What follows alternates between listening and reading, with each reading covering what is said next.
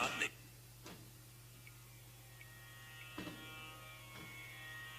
राष्ट्र संत आचार्य सम्राट परम पूज्य श्री 1008 आनंद ऋषि जी महाराज साहब की जीवन झांकी को महाराष्ट्र प्रवर्तक परम पूज्य श्री कुंदन ऋषि जी महाराज साहब की प्रेरणा से शीघ्र कवयित्री परम पूज्य प्रीति सुधा जी महाराज साहब ने आनंद चालीसा के रूप में प्रस्तुत किया है और स्वर सम्राज्ञी परम पूज्य मधुस्मिता जी महाराज साहब ने मधुर स्वरों में स्वरबद्ध किया।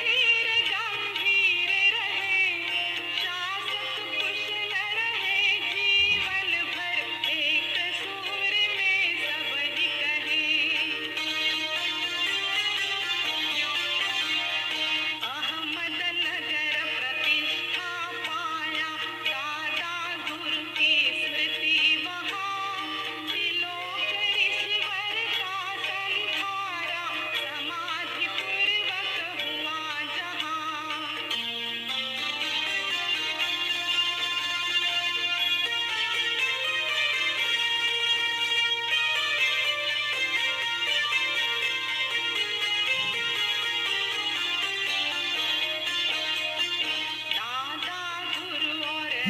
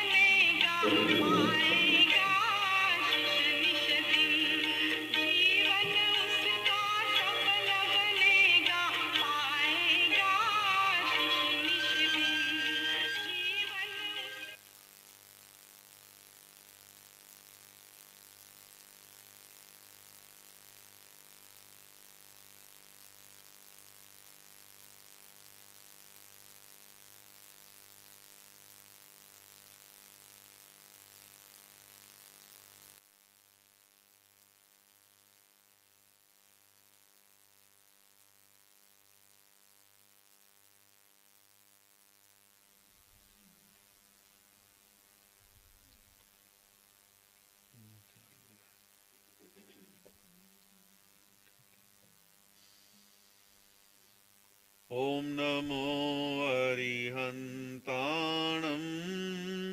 ॐ नमो सिरिसिद्धाणम्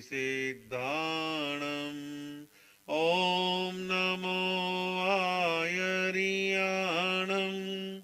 ॐ नमो उवज्जायाणम् नमो लोय सवसाहु ऐसो पंच नमोकारो ऐसो पंच नमोकारो सवे पावपणासनो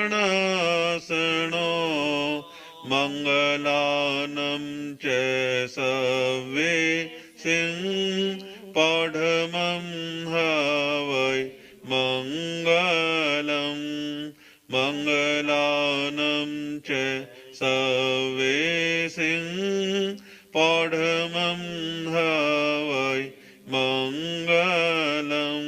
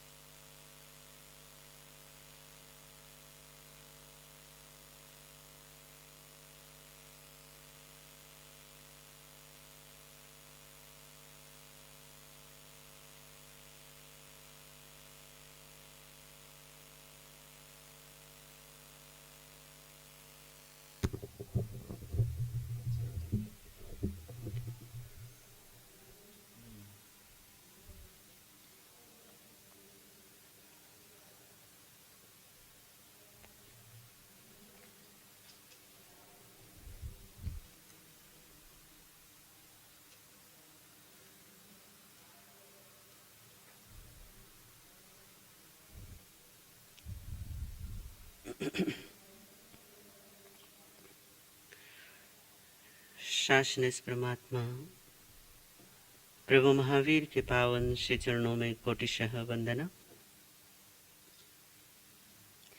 परम श्रद्धेय गुरुदेव श्री के पावन श्री चरणों में अनंत अनंत वंदना। परम आराध्य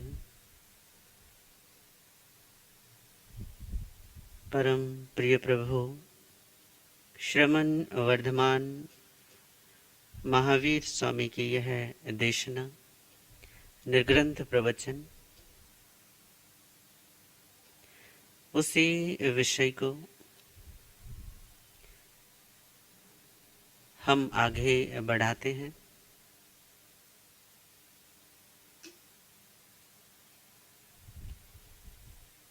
परंतु उससे पहले भजन की ये कुछ पंक्तियां हैं, इन पंक्तियों को गुनगुनाते हैं। करके महर जरा देख लो इधर, गए जीवन की माला के मोती बिखर, ढूंढे तो ढूंढे कहाँ, करके महर जरा देख लो इधर, गए जीवन की माला के मोती बिखर, ढूंढे तो ढूंढे कहाँ, हम बेखबर भूले तेरी डगर, गए जीवन की राहों में कांटे बिखर, तुम हो प्रभु जी कहाँ, तुम हो प्रभु जी कहाँ, भूले भटके हम प्रभु, आए तेरे द्वार हैं, भूले भटके हम प्रभु, आए तेरे द्वार हैं, किसको सुनाए दास्तां,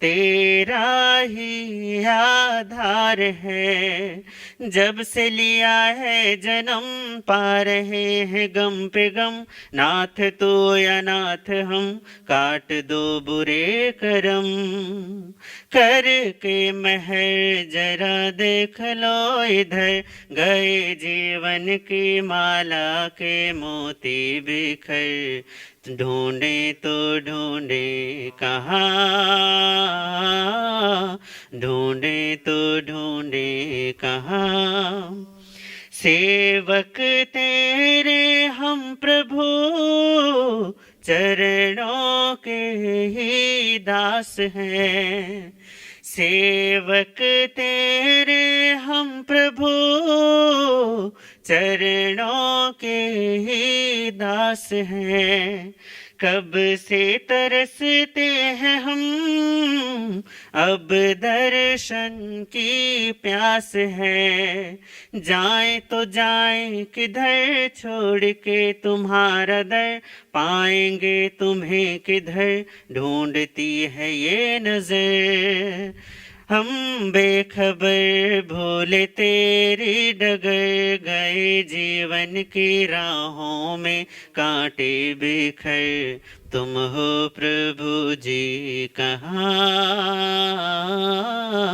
तुम हो प्रभु जी कहाँ, तेरा मेरा है प्रभु, रिश्ता अनादि अनंत है, तेरा मेरा है प्रभु, रिश्ता अनादि अनंत है, टूटे अब ना ये प्रभु, तू ही मेरा भगवंत है।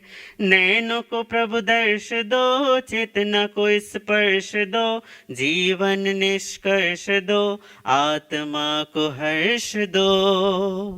करके महर जरा देख लो इधर, गए जीवन की माला के मोती बिखर। तुम ढूंढे तो ढूंढे कहाँ, ढूंढे तो ढूंढे कहाँ। हम बेखबर भूले तेरी डगर, गए जीवन की राहों में कांटे बिखर। तुम हो प्रभु जी कहाँ, तुम हो प्रभु जी कहाँ। करके महर जरा देख लो इधर, गए जीवन की माला के मोती बिखर। ढूंढे तो ढूंढे कहाँ, तुम हो प्रभु जी कहाँ।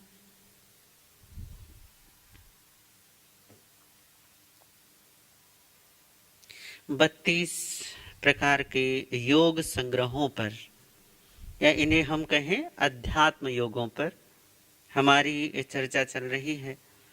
उन्हीं अध्यात्म योगों में जो अगले अध्यात्म योग हैं, जो अगले चरण हैं, वो है सम्मदिट्ठी, अर्थात सम्यक दृष्टिवान होना। सम्यक दृष्टि एक महत्वपूर्ण शब्द है। जैसे मैंने कहा था कि सरलता जीवन के लिए, अध्यात्म के लिए वैसा कार्य करती है जैसे शरीर के लिए रक्त कार्य करता है। तो जैसे शरीर में रक्त प्रवाह के साथ प्राण संचरित होता है, ऐसे ही सरलता के साथ अध्यात्म जीवन में संचरित होता है।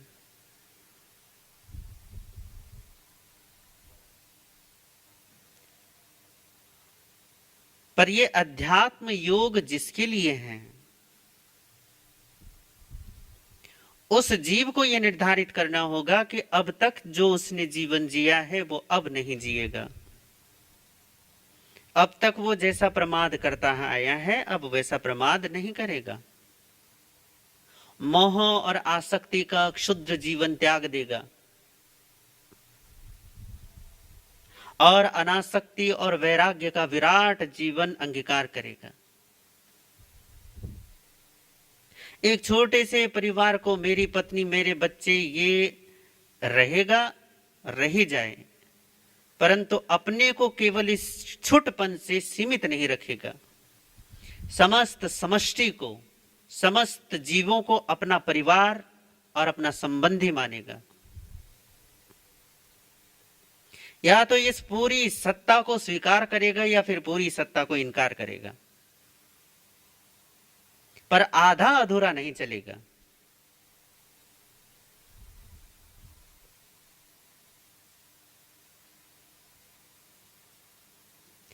इसी निर्णय को हमारे यहां पर कहा जाता है सम्यक दर्शन।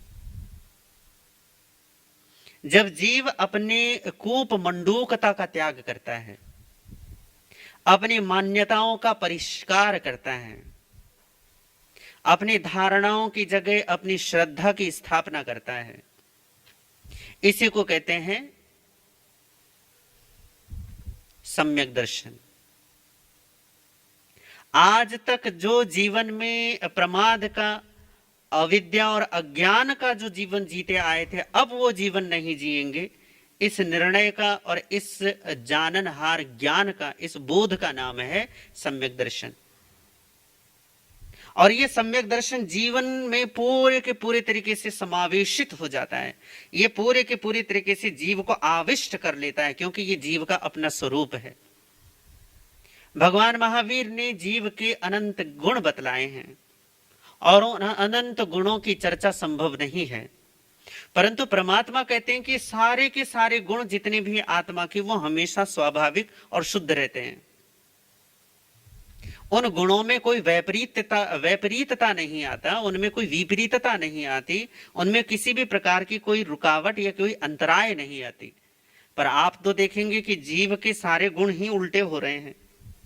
तो परमात्मा कहते हैं क्योंकि एक दर्शन गुण जो है वो मोह के कारण आवृत हो जाता है, फिर उस मोह के आवरण की वजह से एक दर्शन गुण खराब होता है, या उस दर्शन गुण की वजह से वैभाविक दशा प्रकट होती है, अर्थात जिसे हम सांसारिक दशा कहते हैं वो प्रकट होती है। या कहें कि जो जीव की स्वाभाविकता है वो स्वाभाविकता न होकर एक वो कुछ और हो जाता है, कुछ और होने की कोशिश करता है, उसे कहा मिथ्यात्व।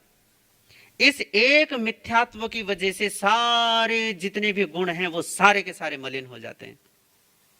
और मिथ्यात्व क्या है? परमात्मा कहते हैं सबसे बड़ा मिथ्यात्व है इस देह को स्वयं को मानना कि मैं देह हूं, ये मान्यता, ये मिथ्यात्व सबसे बड़ा है।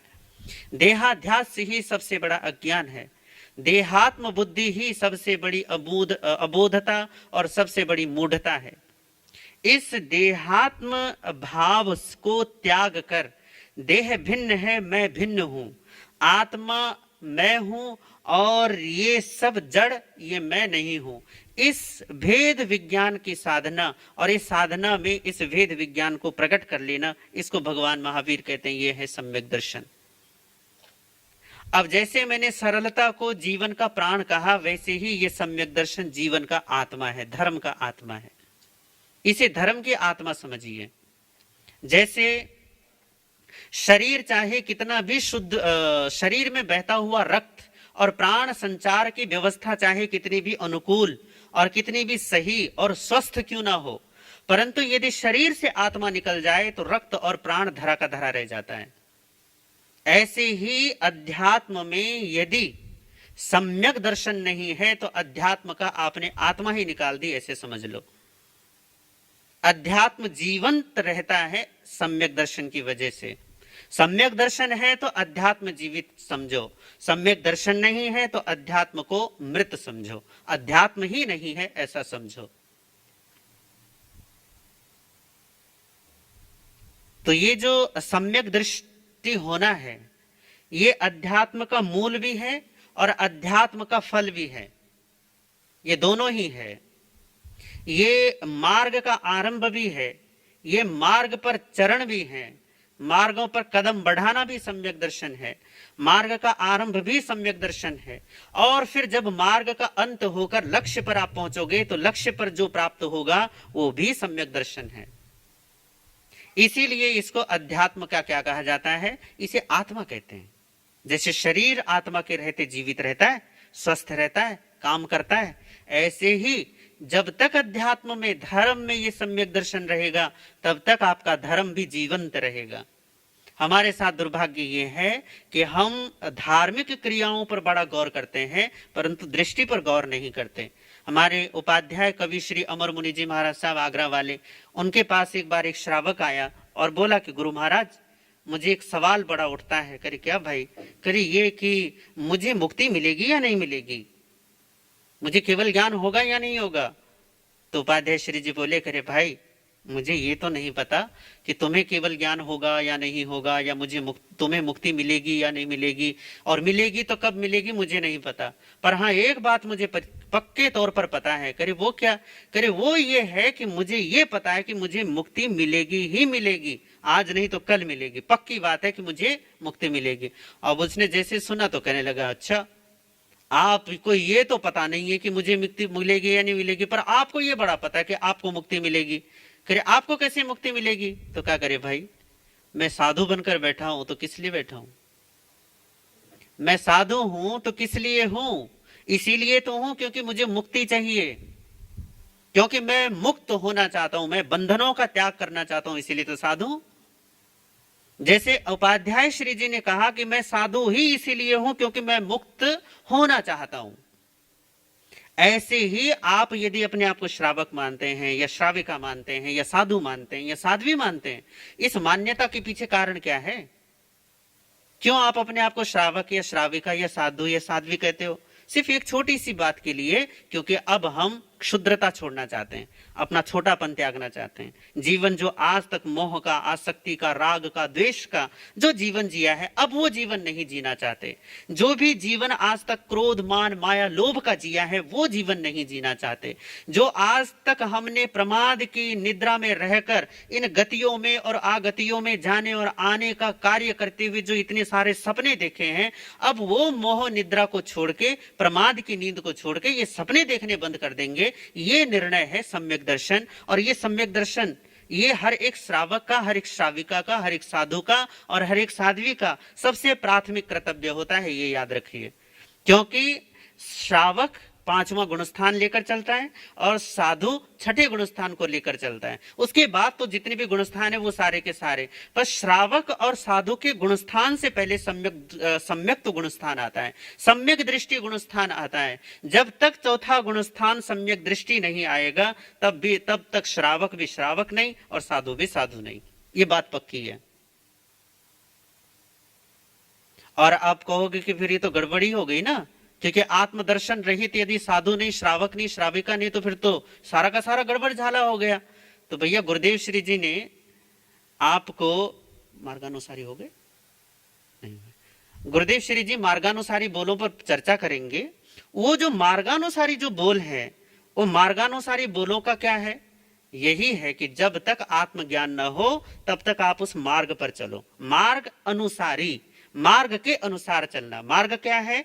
त्रिरत्न मार्ग है, सम्यक दर्शन, सम्यक ज्ञान और सम्यक चारित्र। ये मार्ग है। इस मार्ग के अनुसार जो आपकी चर्या होती है उसे मार्गानुसारी कहते हैं। तो जो आत्म की तरफ चल पड़ा है, जो सत्य की तरफ चल पड़ा है, वो मार्गानुसारी है। आपको यदि आत्म साक्षात्कार नहीं है तो दुखी होने की आवश्यकता नहीं है। पर हां, यदि आप मार्गानुसारी चीजों पर भी ध्यान नहीं देते, सत्य को अपने लक्ष्य में ही नहीं लेते, तो भैया फिर तो ठीक है, वो अंधानुकरण, गतानुगतिक एक दूसरे को देखकर चलते रहो तो ठीक है। फिर जैसे संसार प्रवाह में आज तक बहते आए थे ऐसे आगे भी बहते रहिए। पर सम्यक दर्शन का मतलब होता है केवल एक ही चीज, आत्मदर्शन। और जब तक आत्मदर्शन न हो तब तक जो भी किया जाएगा आत्मा के लिए, जो भी सत्य के लिए किया जाएगा, वो सब कुछ सम्यक दर्शन में गिना जाएगा। क्यों? क्योंकि वो सम्यक दर्शन के लिए किया जा रहा है, वो उसकी प्राप्ति के लिए किया जा रहा है, उसके उद्घाटन, उसके आविष्कार के लिए किया जा रहा है, तो वो भी सम्यक दर्शन में गिना जाएगा। भगवान बुद्ध ने अष्टांगिक आर्य मार्ग बोला है। उस अष्टांगिक आर्य मार्ग में उन्होंने क्या कहा है कि आजीविका सम्यक होनी चाहिए, आपका बोलना सम्यक होना चाहिए, आपका कर्मांत सम्यक होना चाहिए, आपकी समाधि सम्यक होनी चाहिए, आपकी दृष्टि सम्यक होनी चाहिए। जीवन के सारी चीजों में उन्होंने सम्यक चीज को जोड़ दिया कि बोलते तो हो, कमाते भी हो, कर्म भी करते हो, इसी तरीके से भैया तुम ध्यान आदि समाधियां भी करते हो, इसी तरीके से अन्य जीवन के सारे कृत्य भी करते हो। उन सारे कृत्यों को सम्यक कर दो तो ये सम्यक दृष्टि है, ये सम्यक दर्शन है। भगवान महावीर भी यही कह रहे हैं कि जीवन में अभी तक जीवन जो जीते चले आ रहे हो उस जीवन में कोई अंतर नहीं पड़ जाएगा, परंतु एक छोटा सा अंतर पड़ेगा। आज तक के जीवन में तुम संसार के लिए जी रहे थे, घर परिवार और व्यापार के लिए जी रहे थे, अब भी घर और परिवार में ही रहोगे, अब भी वही व्यापार धंधा चलेगा, अब भी वही नाते रिश्तेदारों से निभावन चलेगा। पर एक चीज बदल जाएगी और वो है कि अब तुम्हारा जो जीवन होगा वो संसार के लिए नहीं, वो सत्य के लिए होगा। और जब तुम्हारा जीवन सत्य के लिए होता है, जब तुम्हारा जीवन आत्मा के लिए होता है, धर्म के लिए होता है, उसी के लिए का ये सम्यक दर्शन है। तो ऐसा सम्यक दर्शन ये अध्यात्म योग की आत्मा है। और इस अध्यात्म योग की आत्मा को अपने ध्यान में लिए बगैर आप अध्यात्म में, धर्म में किसी भी प्रकार की कोई उन्नति नहीं कर सकते। यदि अध्यात्म में उन्नति चाहिए तो सम्यक दर्शन को प्राथमिक तौर पर पहले कदम पर आपको बिठाना होगा कि पहले ही चरण पर अपना लक्ष्य निर्धारित कर देना होगा। अपनी मान्यता में आज तक जो संसार और संसार से प्राप्त होने वाली सुविधाएं और उस सुविधाओं से जो आपको सुख की, आनंद की, प्रसन्नता की जो चाह है, जो लालसा है, वो लालसा आपकी एक मान्यता पर आधारित है कि मुझे संसार से, घर परिवार से, पत्नी से, पति से, बच्चों से मुझे सुख मिलता है। इस मान्यता का परिहार करो और सुख का आधार केवल सत्य है, सत्य के अलावा और कोई भी मुझे सुख देने में समर्थ नहीं है। इस मान्यता को पोषण करो, इस मान्यता को पालो, इसी मान्यता को धारण करो और धारण करके सत्य को जान लो। यही सम्यक दर्शन है। और जब तक ये नहीं होगा तब तक सम्यक दर्शन घटित होगा भी नहीं। क्यों? क्योंकि वो आपके ही स्वभाव में है, आप ही हो। और यदि आपका उसी तरफ ध्यान नहीं है, दूसरी ही तरफ देखे जा रहे हो, तो वो संपदा के स्वामी होने के बावजूद वो आपके अबोधता में या आप उसकी अज्ञानता में रहोगे। तो पहले निर्णय कीजिए कि हमें सत्य चाहिए और फिर निर्णय कीजिए कि सत्य के लिए जो जो होगा वो करेंगे। पहले प्रतिज्ञा करो कि मुझे धर्म चाहिए, पहले परमात्मा की इच्छा जागृत करो और फिर उस इच्छा को जागृत करने के बाद फिर जो कार्य हैं उन कार्यों को करो। पहले बंधनों से मुक्त होने की चेष्टा करो और बंधनों से मुक्त होने की इच्छा जागृत होगी तो जो भी बंधन काटने के उपाय होंगे वो उपाय अपने आप सहज उपलब्ध हो जाएंगे। उन उपायों को अपनाना सब कुछ सम्यक दर्शन है। तो सम्यक दृष्टि भगवान कहते हैं कि ये अध्यात्म योग का एक चरण है। फिर उसके पश्चात समाधि। समाधि का मतलब मन की प्रसन्नता, मन की प्रसन्नता। हमारा मन सुख में भी अकुलाहट वाला होता है। इसे कैसे इसे थोड़ा सा समझिए। जब ध्यान की चर्चा आएगी जरूर, तब हम उस पर और अच्छे से बात करेंगे। और इसे गुरुदेव श्री जी ने भी बहुत अच्छे से समझाया है, पर इसे थोड़ा सा और समझने की कोशिश करते हैं। वो है आर्त ध्यान।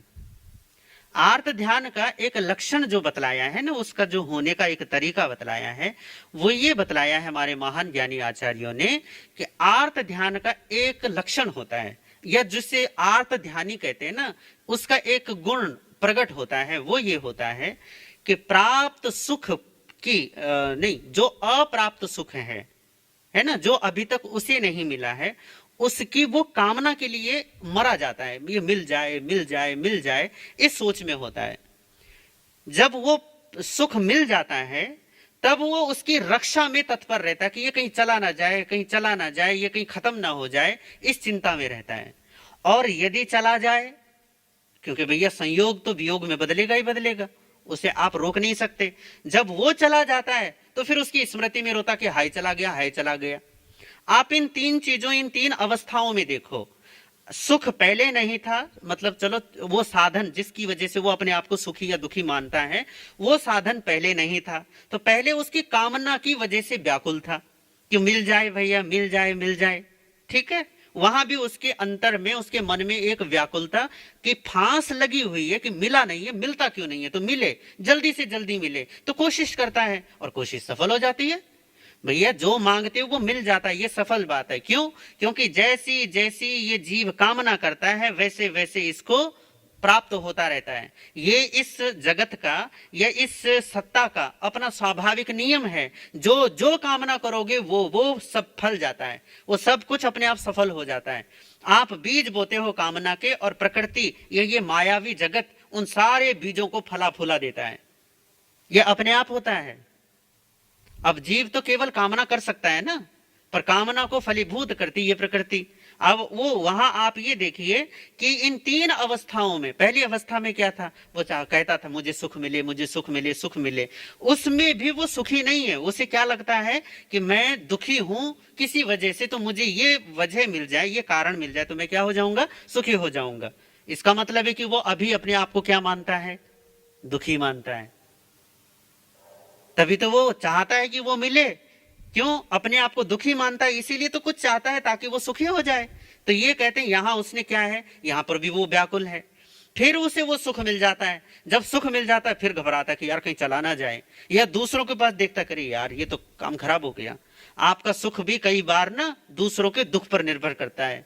आपके पास जब गाड़ी होती है ना बढ़िया, अब मान लो कि आपके पास जब गाड़ी ऐसी होती है जो पड़ोसियों में 10-20 लोगों के पास ना हो, तब जाकर आपको संतुष्टि मिलती है कि यार हाँ हमारे पास कोई गाड़ी है। अब मान लो कि पूरे शहर में वही की वही गाड़ियां हो तो आपको क्या मजा आएगा, फिर सबके पास तो वही है, फिर मजा नहीं आता। मजा कब आता है? जब आप सबसे अलग, सबसे ज्यादा नंबर आपका बच्चा लेकर आता है, या आप खुद ज्यादा नंबर लेकर आते हैं, तब मजा आता है कि हाँ सबके साथ नहीं रहा, सबसे ज्यादा नंबर लेकर आया हूं, या सबसे अलग काम किया है, या सबसे अच्छा घर बनाया है, या सबसे अलग साड़ी मैंने पहनी है, या मेरा मेकअप सबसे बढ़िया सबसे अलग है, या मेरा शरीर सबसे बढ़िया और सबसे जुदा है। ये जो अलगाव आप देखते हैं ये क्या है? या आप इसे सुख मानते हो, और ये आपको मिल भी जाता है। जब मिल जाता है तो तब आपके मन में एक और फांस लग जाती है, और वो फांस क्या है? वो है यार ये कहीं चला ना जाए, कोई और इसे छीन ना ले, या कोई प्रतियोगिता में उतरकर मेरी बराबरी पर ना आ जाए, कोई और इसे छीनकर इसका भोग ना करने लगे। ये क्या है? ये दूसरी फांस है। आप सुख का भोग भी करते रहते हो परंतु भीतर में डर लगा रहता है, ये दूसरी फांस है भय की, कि आप डरते रहते हो चला ना जाए कहीं।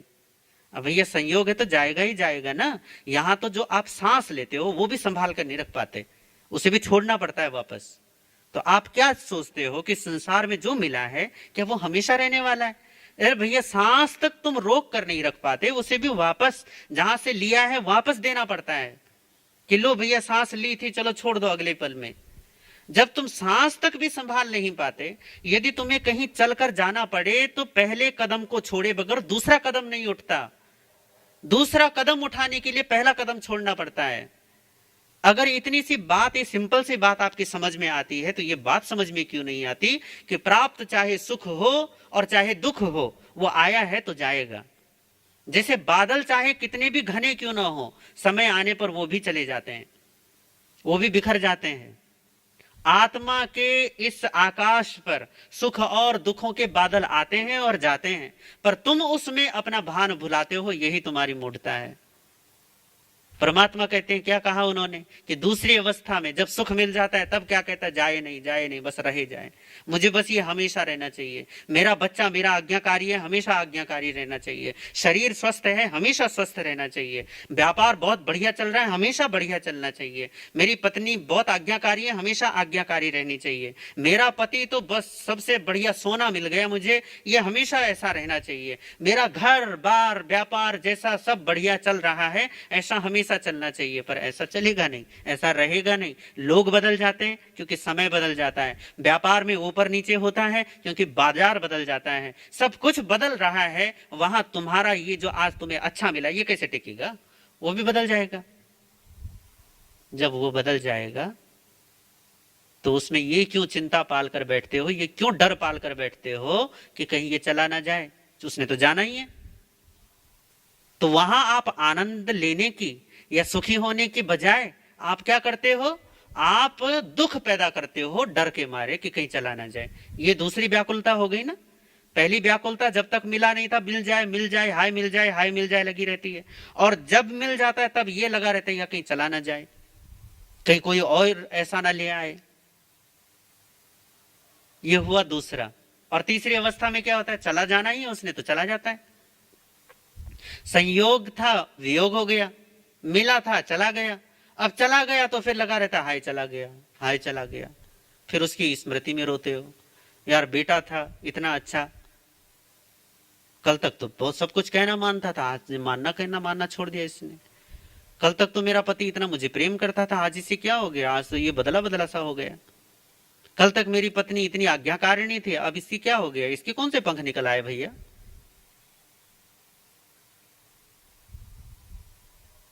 अब ये जो अवस्थाएं हैं, इन अवस्थाओं में फिर आप पूर्व स्मृतियों को जीते हैं और फिर कहते हैं कि हाय वो दिन कैसे अच्छे थे। हर इंसान के जीवन में गोल्डन डेज होते हैं। गोल्डन डेज समझते हो ना? गोल्डन डेज का यही मतलब है, हमारा वर्तमान कभी भी अच्छा नहीं होता, बस अतीत जरूर बढ़िया होता है। यार उस समय में इतने अच्छे थे, इतने बढ़िया थे। मन का जगत है ना, क्योंकि मन में जीते हैं और मन कभी एक जैसा नहीं होता। मन वर्तमान में कभी रहता नहीं, अतीत का रोना रोता है या भविष्य की कल्पनाएं बनाता है। परमात्मा ने क्या कहा? समाधिवान होना। समाधि का मतलब क्या है? आकुलता व्याकुलता से रहित होना। अब आप समझ गए कि समाधि किसको कहते हैं? समाधि कहते हैं जब तक सुख नहीं मिला तब तक उसकी कामना मत करो, मिल जाए तो उसका भोग तो हो, परंतु भोग में उसके बिछुड़ने का, उसके चले जाने का भय ना हो, और चला जाए तो फिर उसकी संस्कार रूप में जो स्मृति बनती है वो स्मृति ना बने। इसको समाधि कहते हैं। कि पहले जब तक मिला नहीं है तब तक हाय हाय नहीं है, मिल गया है तो किसी प्रकार का भय नहीं है, उसके जाने का डर नहीं है, और चला जाए तो फिर उसके चले जाने के बाद उसकी स्मृति नहीं है। इसी को भगवान कहते हैं ये समाधि है। और ऐसी समाधि का होना ये कोई छोटी बात नहीं है भाई, ये बहुत बड़ी साधना का प्रतिफल है, ये बहुत बड़े अभ्यास को मांगता है। क्योंकि मन से पार होना, ये सारा संसार और ये संसार का सारा प्रपंच इसी मन का है, और इस प्रपंच से, इस माया से मुक्त होना ये बड़ी साधना है। और जो इस साधना से मुक्त हो जाता है वही समाधि को प्राप्त करता है। परमात्मा कहते हैं मन की प्रसन्नता का होना ये समाधि है। और ये तभी होगा जब आप सांयोगिक चीजों में, निमित्त से होने वाली चीजों में, उन चीजों को पकड़ने की, उन चीजों की चाह, उनको रखे बचाए रखने की चाह, और वापस चला जाए तो वापस फिर से पा लेने की चाह, जब तक इस चाह का अंत नहीं होगा तब तक समाधि घटित नहीं होगी। तब तक अविरोध प्रसन्नता आपको नहीं मिलेगी, तब तक अव्याबाध सुख नहीं मिलेगा। यह आकुलता व्याकुलता का मतलब होता है कि आप समाधिवान नहीं हैं। और ये आकुलता व्याकुलता इच्छा से, कामनाओं से, वासनाओं से पैदा होता है। वासना के संस्कार हैं जो पुनः पुनः इच्छा को जागृत करते हैं, और इच्छाओं को जागृत करते हैं, फिर आप दौड़ते हैं उनकी पूर्ति के लिए। इसी को भगवान कहते हैं कि ये समाधि का घात करने वाले, उसके लिए घातक हैं। अब जब समाधि के लिए घातक है तो भैया इनका त्याग करो। समाधि चाहिए तो समाधि का मतलब क्या है? खुशी ही तो होना चाहते हो ना। आप पूरे जीवन में चाहते क्या हो? शांति ही तो चाहते हो भैया। धन भी कोई कमाता है, घर भी कोई बनाता है, कपड़े भी कोई लाता है, भोजन भी कोई करता है, तो सब चीजों का एक ही तो लक्ष्य होता है कि भैया आराम से व्यापार करेंगे, धंधा करेंगे, पैसा कमाएंगे, छोटा घर बनेगा, आराम से रहेंगे, शांति से रहेंगे। शांति से रहने के लिए अशांत हो जाते हो, यही तुम्हारा दुर्भाग्य है भैया। शांति के लिए सारी चीजों की जरूरत नहीं होती, उन चीजों की जरूरत केवल है थोड़ी। ऐसा भी नहीं है कि पूरी जरूरत ही नहीं है भैया। सामाजिक व्यवस्था है तो घर भी चाहिए, कपड़े भी चाहिए, भोजन भी चाहिए, सब चाहिए। हम भी तो कपड़े वगैरह, भोजन वगैरह के आधार पर ही तो रह रहे हैं। परंतु ये जीवन के केंद्र में आ जाएं और तुम्हारी समाधि को नष्ट कर दें, इतना महत्व इनको मत देना। इनको केवल इनकी जगह पर रखो और अपनी जगह पर केवल समाधि को रखो। और समाधि के लिए एक चीज हमेशा याद रखो, समाधि को इतना महत्वपूर्ण बना दो कि जीवन की कोई भी घटना, कोई भी वस्तु, कोई भी व्यक्ति इतना महत्वपूर्ण, इतना हावी ना हो जाए कि वो तुम्हारी समाधि में, तुम्हारी प्रसन्नता में, तुम्हारे उल्लास और उत्सव में क्या बन जाए? बाधा बन जाए।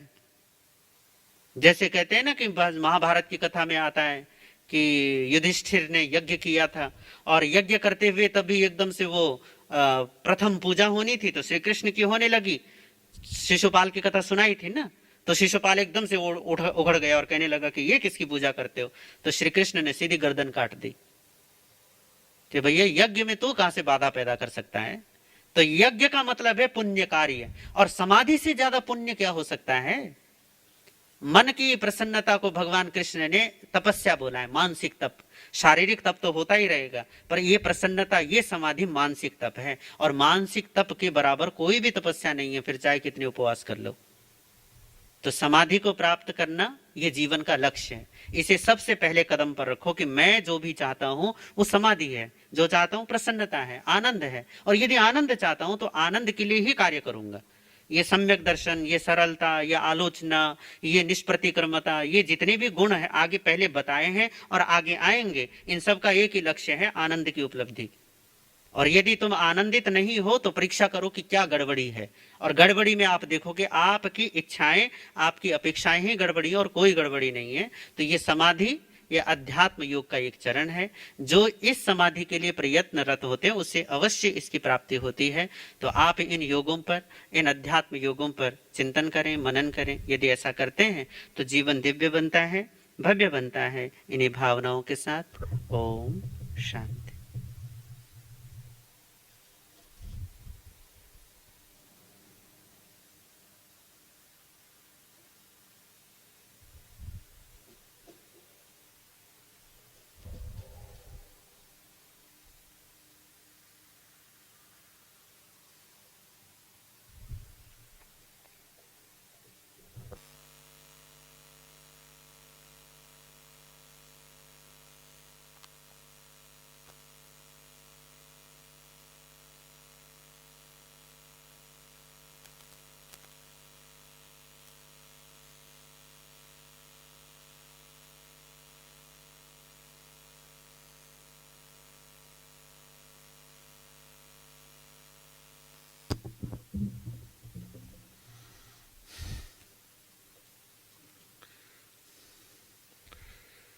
धम्मो मंगलमुखिठाम् अहिंसा संयमो तयो देवावितं नामं संति जसद्धम्मे संयमानो दुनिया के चराचर जीवों पर कर्मों ने जाल। क्या साधुग्रस्त क्या बाल वृद्ध बस कोई न बचने पाया है। अति शुभ कर्मों के आने से संतों का समागम मिलता है। जिन वाणी श्रवण करने दुख जन्म मरण का मिटता है। अहिंसा एवं करुणा के अवतार श्रवण भगवान महावीर के पावन पुनीत चरणों में सादर कोटि कोटि वंदन अभिनंदन। ध्यान योगी युग प्रधानाचार्य पूज्य श्री शिव मुनि जी महाराज साहब, संघ गौरव उप प्रवर्तक परम सेवा भावी पूज्य गुरुदेव श्री प्रेम सुख जी महाराज के पावन पुनीत चरणों में सादर कोटि कोटि वंदन अभिनंदन। आदरणीय मुनिवृंद, उपस्थित धर्म प्रेमी बंधुओं, माताओं एवं बहनों, आप लोग श्रवण कर रहे हैं वीतराग श्रवण भगवान महावीर की अमृतमय वाणी श्री ठाणांग सूत्र के माध्यम से। ठाणांग सूत्र में भी चर्चा चल रही है 10वें ठाणे के संबंध में। 10वें ठाणे में आगे कन्या सूत्र के माध्यम से आगमकार कहते हैं वैयावृत्त के 10 प्रकार कहे गए हैं। वैयावृत्त, वैयावच, ये 2 शब्द हमारे यहाँ बड़े प्रसिद्ध हैं और इन शब्दों का सिंपल अर्थ है सेवा करना। तो यहाँ पे वैयावच यानी सेवा के 10 प्रकार बतलाए गए हैं। वो 10 प्रकार सेवा के कौन कौन से? सबसे पहले कहा गया धर्म संघ में कि आचार्य की सेवा करना ये श्रेष्ठ है। आचार्य की सेवा के 2 रूप देखने में आते हैं। एक है कि भाई आचार्य की सेवा उनकी सेवा में रहने वाले साधु साध्वी करते हैं। साध्वी बहुत कम करते हैं, ज्यादातर संत ही करते हैं।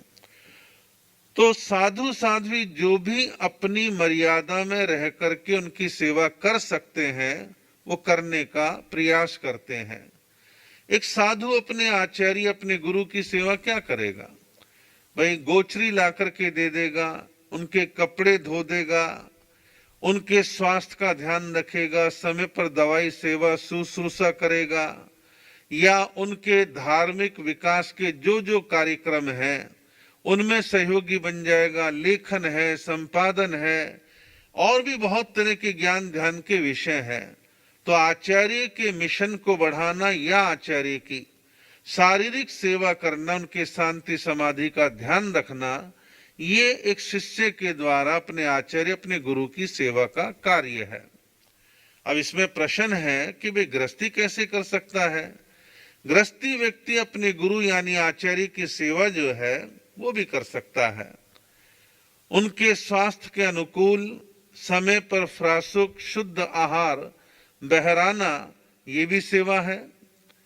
आचार्य के पास स्वयं और अतिरिक्त जो संघ के अन्य साधु साध्वी वो आते जाते रहते हैं तो उनके लिए वस्त्र है, ओघे हैं, पात्रे हैं, शास्त्र है, ग्रंथ है, साहित्य है, वो आचार्य को देना।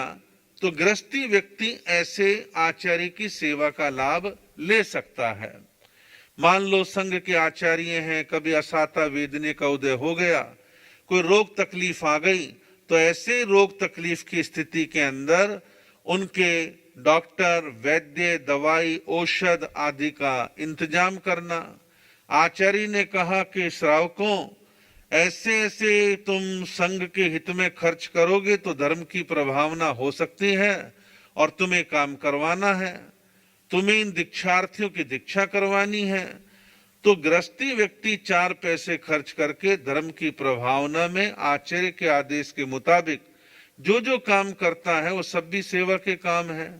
तो गृहस्थी व्यक्ति गृहस्थ में रहते हुए अपने तरीके से जो उसकी मर्यादा में बनता है वो अपने संघ के आचार्य की सेवा करता है। तो ये सेवा का वैयावच्च का पहला प्रकार है आचार्य की सेवा करना। संघ में सेवा का दूसरा प्रकार बतलाया है उपाध्याय की सेवा करना। नवकार मंत्र के चौथे पद में उपाध्यायों को नमन किया गया है, आदर व्यक्त किया गया है। तो धर्म संघ में ज्ञान के देवता, ज्ञान के धर्ता, ज्ञान का प्रचार प्रसार करने वाले, वाचना देने वाले, ज्ञान की वृद्धि करने वाले, स्वयं अपने मत पर मत का अच्छा गहन अध्ययन करने वाले, ऐसे ज्ञान का प्रकाश फैलाने वाले उपाध्यायों की सेवा, उनकी सेवा उनके संग में रहने वाले अन्य साधु साध्वी अपने अपनी मर्यादा के अनुसार उनकी सेवा कर सकते हैं। आहार पानी से सेवा कर सकते हैं, शारीरिक शुश्रूषा से सेवा कर सकते हैं, वस्त्र प्रक्षालन कपड़े धोने से सेवा कर सकते हैं, हाथ पांव दबाकर के सेवा कर सकते हैं, उन्हें समय पर औषधि इत्यादि देकर के सेवा कर सकते हैं। तो अनेक अनेक प्रकार से उपाध्याय के कार्यों में सहयोगी बनकर के अन्य साधु साध्वी सेवा का लाभ ले सकते हैं। उपाध्याय के जिम्मे और भी काम है कि वह वाचना देता है, पढ़ाता है, दिन भर लोगों के शंका समाधान या अच्छे कामों में लगा रहता है। तो बाकी के अन्य जो संत उनकी सेवा में हैं वो उनको इतना फ्री करे कि ज्ञान ध्यान के लिए उनके पास पर्याप्त समय रह सके और वो ज्ञान ध्यान में अग्रणी बन सके। बाकी के काम अन्य संत साध्वी देख लेते हैं ताकि उनको ज्ञान के लिए अनुकूलता और समय की व्यवस्था उनके लिए बनी रहे। तो उपाध्याय की सेवा उनके संग के साधु सती इस प्रकार से कर सकते हैं। लेकिन गृहस्थी कैसे कर सकता है? गृहस्थी ऐसे ही सेवा कर सकता है जैसे आचार्य की सेवा वो कर सकता है। ओघे पात्रे कपड़े इत्यादि बहराना, हारी बीमारी में डॉक्टर वैद्य दवाई इत्यादि का इंतजाम करना, धर्म प्रचार के अंदर अर्थ का सहयोग करना और धर्म प्रचार के लिए कहीं खर्च करना है तो उसकी व्यवस्थाएं देखना, आदि आदि अनेक प्रकार के कामों के द्वारा गृहस्थी भी उपाध्याय की सेवा का लाभ ले सकता है। फिर तीसरा कहा है कि धर्म संघ में स्थिर संत साध्वियों की सेवा का लाभ लेना। अब एक धर्म संघ है, भरी जवानी में दीक्षा लेने वालों की संख्या अच्छी खासी रही है। फिर धीरे धीरे प्रौढ़ अवस्था आती है उन साधु सतियों की, प्रौढ़ अवस्था से वृद्धावस्था में जाते हैं और वृद्धावस्था में जाकर के वे स्थिर संत साध्वियां, अब मैंने एक बार पहले भी आपको बतलाया था, स्थिर संतों की 3 श्रेणियां देखने में आती है। एक वो संत जिनकी उम्र 60 साल से ऊपर की है, वो उम्र की दृष्टि से स्थिर हैं। एक वो संत जिनकी दीक्षा प्राय 20 साल या इससे अधिक की है, वो दीक्षा स्थिर है। एक वो संत जो कि खास तौर पर अंग शास्त्रों के विशिष्ट ज्ञाता हैं और आचारांग इत्यादि का विशेष अध्ययन कर रखा है, ऐसे जो इस ज्ञान स्थिर हैं, ऐसे तीनों प्रकार के स्थिर संतों की सेवा का ध्यान रखना। तो इसके लिए धर्म संघ के जो अन्य साधु साध्वियां हैं, वो इन तीनों की सेवा का विशेष तौर पर ध्यान रखें। लेकिन यहाँ जो मैं एक बात में जो विशेष तौर पे कहना चाहता हूं, किसी भी धर्म संघ के अंदर खास तौर पर उम्र की दृष्टि से जो वृद्ध संत हो गए हैं, जिनको हम उम्र के हिसाब से स्थिर कहते हैं, ऐसे संत वृद्ध साधु सतियों की सेवा का संघ में विशेष इंतजाम होना चाहिए। किसी ने भरी जवानी के अंदर दीक्षा ली और कर्म योग से वो अकेला रह गया या सेवा करने वाले पलायन कर गए हैं, तो ऐसे में उस धर्म संघ के लिए शोभाजनक बात नहीं है कि फला संत साध्वी अकेला 70, 75, 80 साल में अकेले हैं, ये अच्छी बात नहीं है। उनकी सेवा का इंतजाम होना ही चाहिए। और ये चतुर्विध संघ के चिंतन का खास तौर पर विषय है कि बूढ़े स्थिर संत साध्वियों की सेवा का खास तौर पर इंतजाम रहे। जब तक रस था तो चूस लिया, अब गुठली बची है तो फेंक दिया। यानी जब तक जवानी थी, धर्म प्रचार कर रहे थे, संघ के काम आ रहे थे, संघ ने पूछ लिया, और आज बुढ़ापे में आ गए तो कोई पूछने वाला नहीं है। ये चिंतन का विषय साधु समाज के लिए भी है और श्रावक समाज के लिए भी चिंतन का विषय है। तो वृद्ध स्थिर संत जो भी हैं, उनकी संग में अन्य साधु साध्वियां अपना कर्तव्य मान करके सेवा खास तौर पर करे। अब गृहस्थी क्या कर सकते हैं? गृहस्थी व्यक्ति भी ऐसे वृद्ध साधु साध्वियों की सेवा कई प्रकार से कर सकते हैं। आहार पानी से कर सकते हैं, ओघा पात्र कपड़े से कर सकते हैं, बीमारी अवस्था के अंदर डॉक्टर वैद्य औषध उपचार करवा करके उनकी सेवा का लाभ ले सकते हैं, उनके ठहरने के लिए उचित स्थान का प्रबंध कर सकते हैं। ऐसे वृद्ध स्थिर संत साध्वियों के सेवा का दायित्व जो है सबको मिलजुल करके संभालना चाहिए। चौथे प्रकार की सेवा बतलाई गई है तपस्वी की सेवा। कि संघ में या किसी टोले में कोई तपस्वी साधु साध्वी है तो उनकी सेवा की जिम्मेदारी उस टोले के, उस संघ के अन्य साधु साध्वी कर्तव्य भावना से स्वीकार करें कि वे तपस्वी हैं, बड़ी तपस्या कर रहे हैं, और तपस्या में इसे वही रोक दो पहले। तो तपस्वी संत के प्रति जो है उस स्वयं के टोले के या संघ के अन्य साधु साध्वियों का दायित्व है कि उनको तपस्या के दौरान उपेक्षित ना छोड़े, अकेला ना छोड़े, उनकी सेवा की जिम्मेदारी और दायित्व को जो है भरपूर रीति के साथ, मन के साथ निभाने का काम करे। अब ऐसे जो संघ में तपस्वी साधु साध्वियां हैं, उनके लिए खास तौर पर जो श्रावक श्राविकाएं हैं, वो एक सीमा में सेवा कर सकते हैं। आना जाना, साता पूछना और अन्य कोई सेवा हो सकती जो उसकी मर्यादा में है तो करने का भाव रखना। तपस्वी के बाद कहा गलान।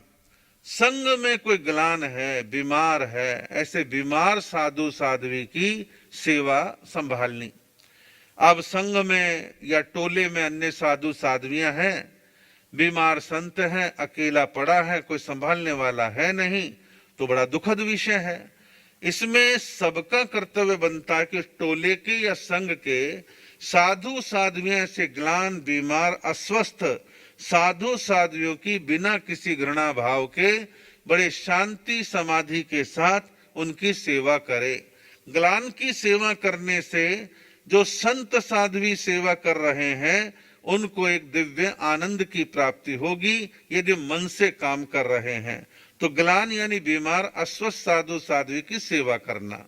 और सेम ऐसे गृहस्थी व्यक्ति भी ग्लान साधु साध्वी की सेवा के लिए डॉक्टर, वैद्य और अन्य जो उसकी मर्यादा में है उस ढंग से वो सेवा कर सकता है। छठे प्रकार की सेवा बतलाई गई है शिक्षार्थी की सेवा।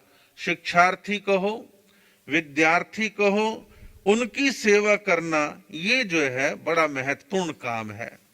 अब मान लीजिए कि संघ के अंदर या टोले के अंदर कुछ ऐसे साधु साध्वी हैं जिनकी नई दीक्षा हुई है, उनका विद्यार्थी काल है, शिक्षार्थी काल है, उनको पढ़ने में समय, ऊर्जा, एकांत ज्यादा चाहिए, तो उनके पढ़ाई लिखाई अध्ययन के लिए अन्य टोले के साधु साध्वी या संघ के साधु साध्वी उनको अनुकूल अवसर दे।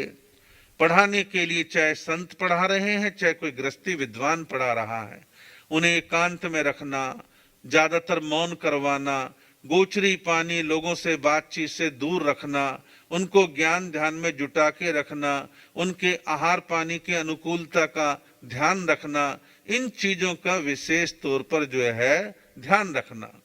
जब हमने दीक्षा ली तो दीक्षा लेने के कुछ महीनों के बाद गोचरी को तो हम जाने लगे, लेकिन मैंने देखा कि हमारे गुरुदेव अक्सर ये कहा करते थे कि नहीं भाई, गोचरी अभी तो मेरे हाथ पांव चल रहे हैं, मैं ले आऊंगा, तुम पढ़ाई करो, तुम बस पढ़ाई करो, पढ़ाई पे ध्यान दो। वो करते थे। श्रद्धेय आचार्य श्री आनंद ऋषि जी महाराज के जो गुरुदेव थे, वो भी अपने आचार्य आनंद ऋषि जी महाराज विद्यार्थी थे, पढ़ने वाले विद्यार्थी थे, तो उनके लिए भी वो ऐसी अनुकूलता देते थे। तो कहने का अभिप्राय ये है कि ऐसी घटनाएं तो सैकड़ों मिलेंगी कि शिक्षार्थी के पढ़ने वाले के लिए अनुकूल अवसर देना, उसकी सेवा का ध्यान रखना, स्वास्थ्य का ध्यान रखना, कपड़े इत्यादि उसको धुले हुए मिलते हैं नहीं मिलते इसका ध्यान रखना, आदि आदि। तो शिक्षार्थी की सेवा का ध्यान रखना, और इसी में नवदीक्षित भी आ जाते हैं। तो नवदीक्षित कहो, शिक्षार्थी कहो, विद्यार्थी कहो, इनकी सार संभाल बहुत आवश्यक है। और गृहस्थी विद्वान तो चलो बाद में जब पढ़ाएंगे सो पढ़ाएंगे, प्रारंभ के कुछ समय तक तो टोले के अन्य संत ही उनको पढ़ाते हैं, जो अनुभवी होते हैं, गंभीर होते हैं, साधु जीवन में भविष्य में क्या क्या प्रैक्टिकली प्रॉब्लम्स आते उनके बारे में जागरूक रखना, तो ये उनका कर्तव्य है। तो शिक्षार्थी विद्यार्थी की सेवा का ध्यान रखना। सातवां कहा है कि कुल की सेवा का ध्यान रखना। कुल या कुल वो नहीं है जो घर गृहस्थियों वाले कुल खानदान होते हैं, नहीं, यहाँ कुल का अभिप्राय है एक आचार्य है और आचार्य के संग के अपने जो अन्य साधु साध्वियां हैं, ये कुल कहलाता है। अब कुल में क्या होता है कि सब में एक विराट सोच होनी चाहिए कि हमारे आचार्य हैं, ये हमारा एक समुदाय है और हम सब आपस में गुरु भाई गुरु भगिनी की तरह हैं, और हम एक दूसरे को अध्यात्म के मार्ग में सपोर्ट करें, सहयोग दें, समाधि भाव उत्पन्न करें, और एक दूसरे को देख करके हम कैसे किसकी हेल्प कर सकते हैं, किस प्रकार की सहायता कर सकते हैं, किसी को पढ़ा सकते हैं, किसी की सेवा कर सकते हैं, इस संघ की धर्म प्रभावना ज्यादा हो, इसके माध्यम से धर्म प्रभावना ज्यादा हो, तो ये सब जो है कुल की सेवा कहलाती है। अब हमारे यहाँ पे कुल क्या है कि विश्रमण संघ एक बड़ा कुल है, उसमें 1300 साधु साध्वियां हैं, सब एक दूसरे से प्रेम भाव रखें, एक दूसरे से कोऑपरेट करें, सहयोग करें, एक दूसरे के आध्यात्मिक विकास में सहयोगी बने, तो ये क्या है, कुल की सेवा है। और जो रात दिन उड़ता रहता है, ईर्ष्या करता रहता है, टांग खिंचाई करता रहता है कि मेरे पास लोग कम आते हैं, मेरे प्रवचन में प्रभाव कम है, ऐसे ईर्ष्या ग्रसित जो लोग होते हैं वो कुल की सेवा से वंचित ही रहते हैं। उनके अंदर ऐसा उदार भाव आता ही नहीं है, वो दो शब्द किसी की प्रशंसा बोल ही नहीं सकते हैं। इस प्रकार कुल की सेवा करने की भावना रखना। फिर है गण की सेवा। गण क्या है, एक ऐसा समुदाय जो कुल से छोटा है, लेकिन वो गण भी बड़ा महत्वपूर्ण है। वो गण में कुछ बड़े स्थिर संत हो सकते हैं, कुछ संतों का छोटा समुदाय हो सकता है, उसकी भी सेवा करना, ये भी जो है गण की सेवा है। और 8वें प्रकार की सेवा है। 9वें प्रकार की सेवा बतलाई गई, संघ की सेवा, यानी संघ की सेवा करना। संघ क्या है, चतुर्विध संघ, साधु साध्वी श्रावक श्राविका, इस चतुर्विध संघ की सेवा करना। आप गृहस्थी लोग हैं जिसमें श्रावक श्राविका है, आपके मन में हमेशा एक भाव रहता है कि हमारा चतुर्विध संघ है, हमारे आराध्य संत साध्वियां हैं, इनको किसी प्रकार की असाता तकलीफ ना हो। हम इनके साथ मिलकर के धर्म प्रभावना में सहयोगी बने। जहां कहीं पर भी धर्म की प्रभावना का कार्य बढ़ चढ़ करके हिस्सा लें और हम बिना किसी भेदभाव के साथ संघ के सभी साधु साध्वियों की समता समानता के साथ सेवा करेंगे। और कहीं प्रवचन का प्रसंग है तो उसमें बढ़ चढ़ करके आगे आएंगे। तप करना है, तप से प्रभावना करनी है तो भी हम आगे रहेंगे। ऐसे गृहस्थी लोग उत्कृष्ट भावना के साथ सोचने वाले पहले बहुत थे, आज भी बहुत हैं, आगे भी बहुत रहेंगे। संकीर्ण मनोवृत्ति वाले भी होते हैं, नैरो माइंडेड भी होते हैं, होने दीजिए। लेकिन अपने को लक्ष्य क्या रखना है? उदार भाव के साथ अपने संघ को मजबूती देना, यूनिटी बना करके रखना, संगठित रहना, व्यवस्थित रहना और संघ को जैसे भी बन पाए अपनी बुद्धि के द्वारा, दिमाग के द्वारा, कार्यों के द्वारा संघ को सपोर्ट करना, मजबूती देना। अब साधु साध्वी चतुर्विध संघ की सेवा कैसे करें?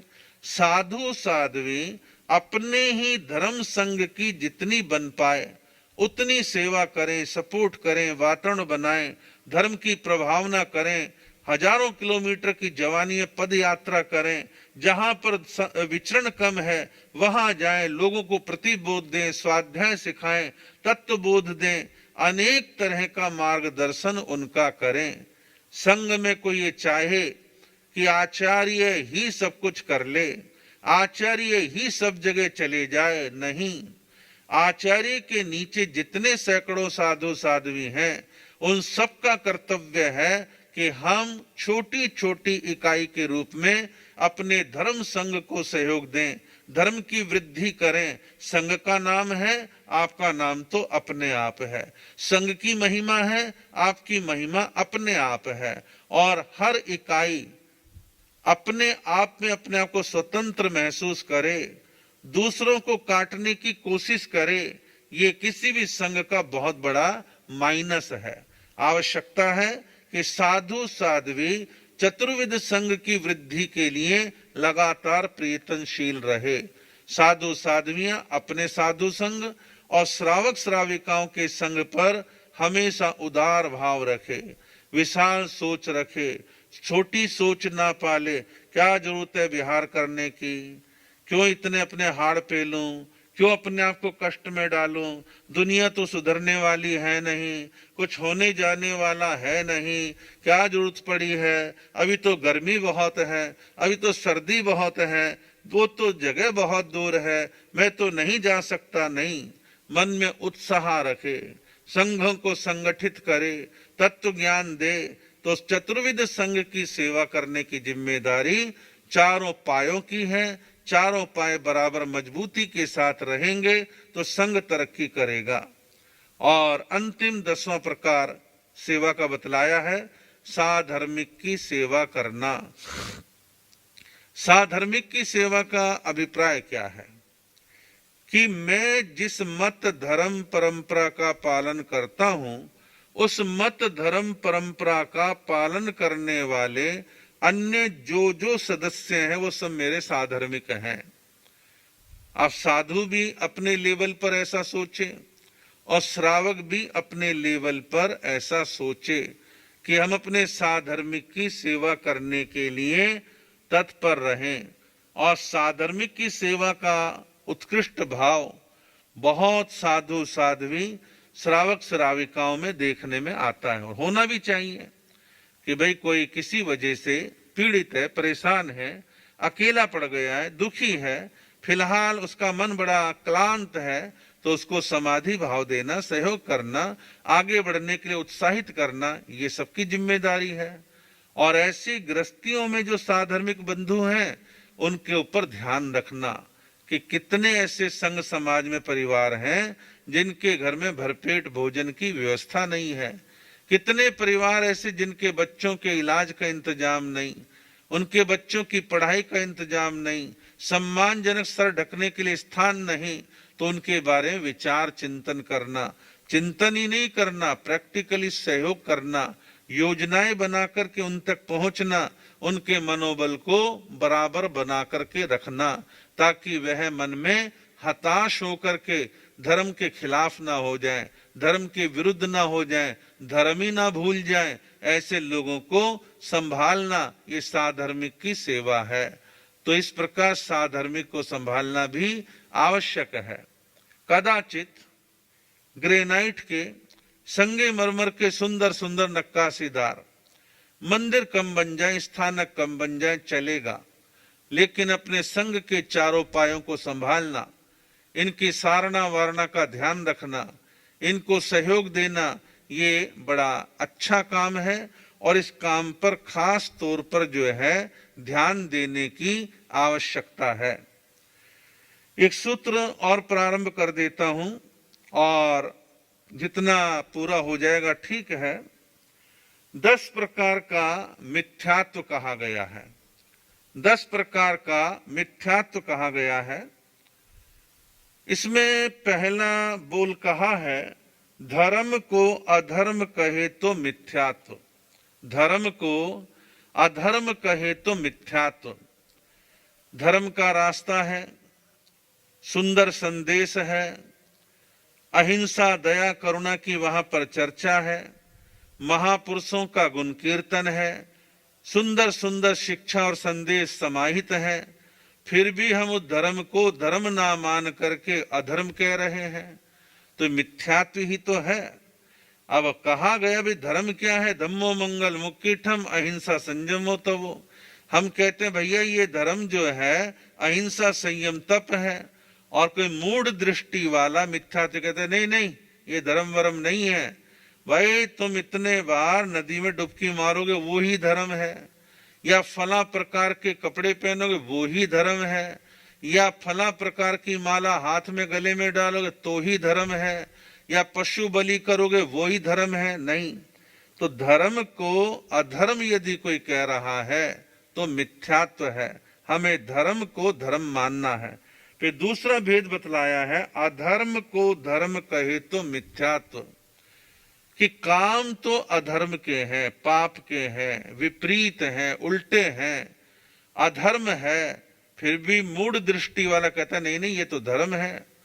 अब वो कहता है कि भाई फला देवी के आगे फला अवसर पर बकरे की बलि चढ़ा दो, ये धर्म है, या इतने लोगों को जिमा दो वो धर्म है।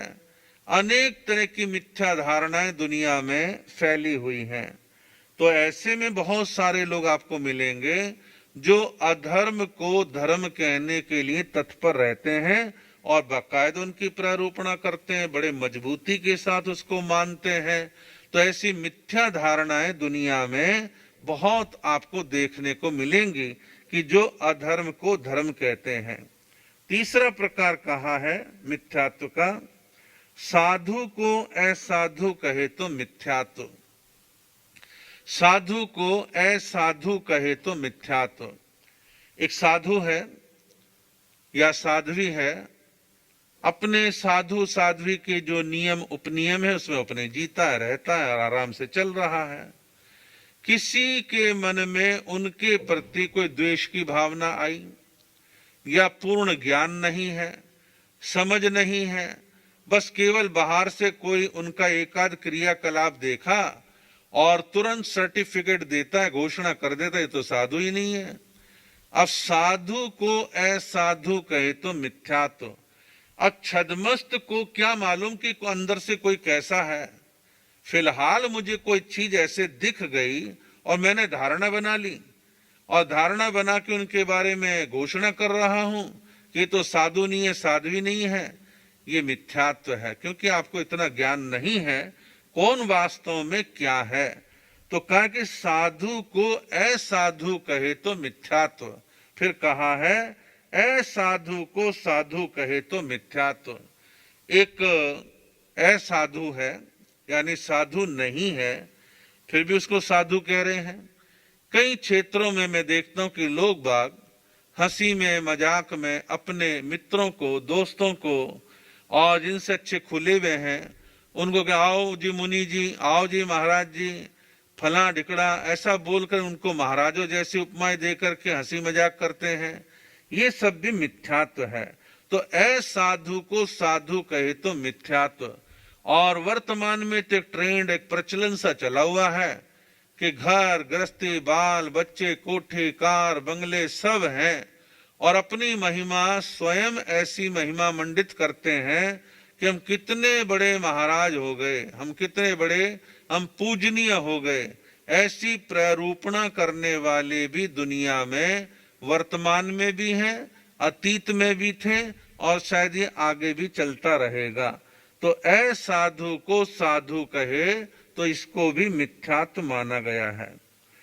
तो इस प्रकार विषय तो ये थोड़ा आगे और है, लेकिन जैसे इस समय की अनुकूलता होगी उस पर चर्चा करने का भाव रहेगा।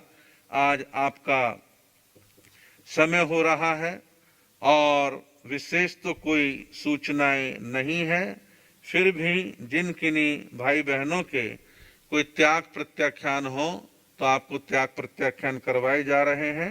बीड़ या अन्य शहरों में एकासना, आइम्बेल, उपवास या अन्य कोई भी प्रत्याख्यान लेने वाले भाई बहनों को आप आपकी धारणा प्रमाणे देवगुरु धर्म की साक्षी से त्याग बोसरे बोसरे। मंगल पाठ।